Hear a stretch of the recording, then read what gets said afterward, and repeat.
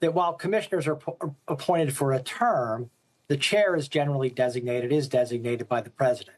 And the chair typically switches when there's a switch in administration. And in some cases, in fact, in the case of my tenure and in the case of my predecessor, knowing that there was a switch in administration and knowing that the chair would change, the existing chair, the current chair, takes their leave and moves on. So, look, this is entirely up to Chair Gensler as to what he would want to do in that event, but there's precedent for leaving the position altogether or simply leaving the position as chair. Hey, everybody, it's Eddie from Tokyo. This is your cryptocurrency update from Japan. And yes, that's Jay Clayton. And he is the one responsible for the lawsuit against Ripple. It's so interesting the way he has just become this, I don't know, even the right words to describe it at this moment, but it's all pretty disgusting, to be honest.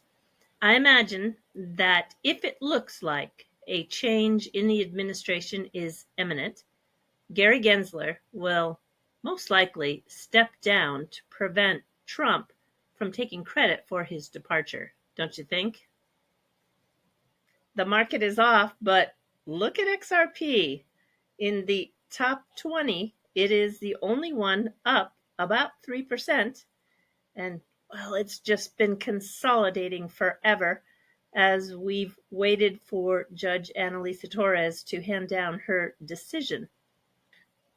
The needle is pegged at 100, which is very bullish for the technical score, and it just keeps climbing. Look at that wick also, just nearly hitting 64 cents.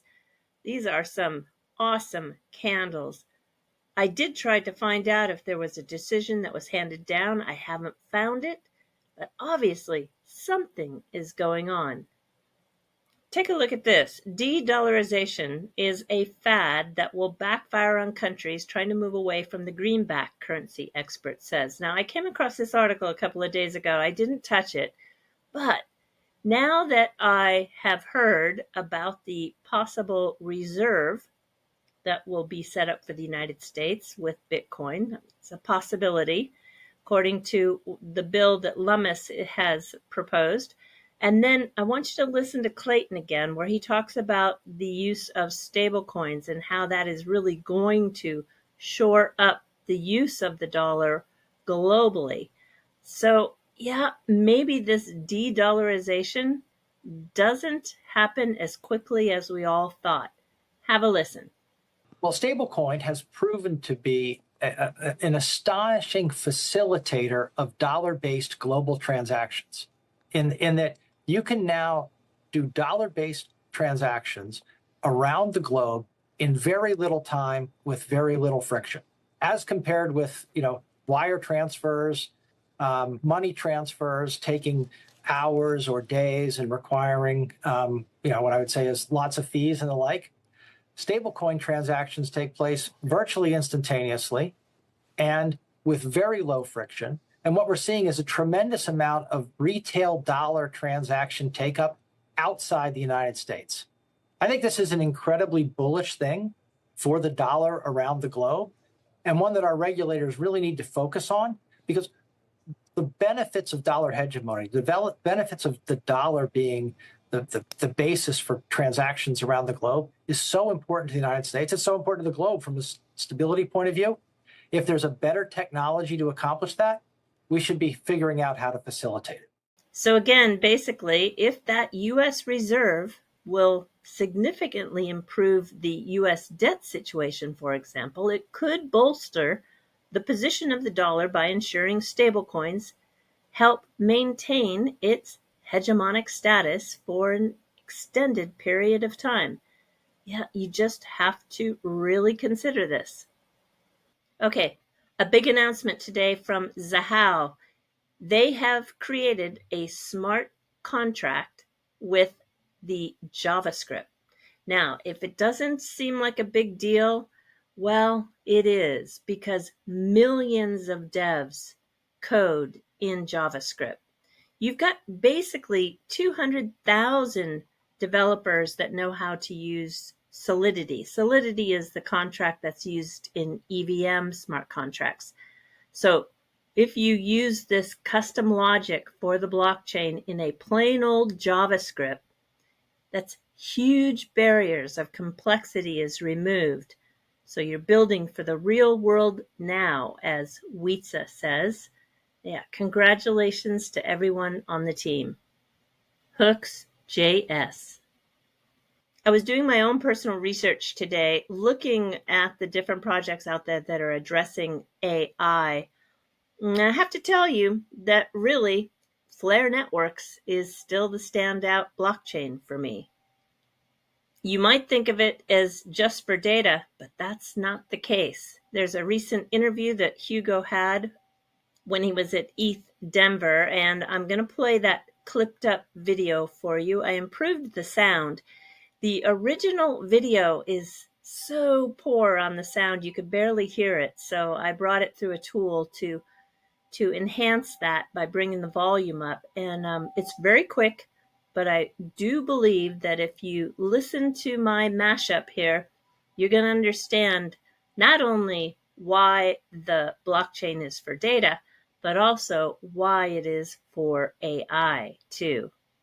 Within Flare, we have an extremely strong AI team, and we have an entire AI protocol that we released a paper on 2 days ago.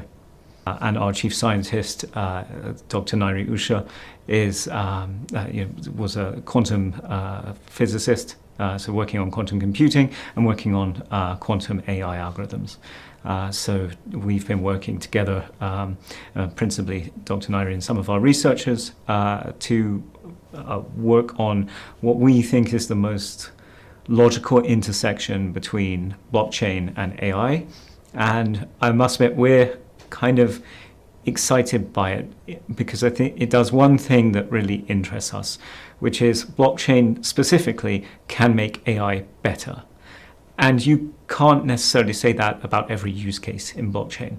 The model we're going for, it can make AI more accurate, less requirement for trust.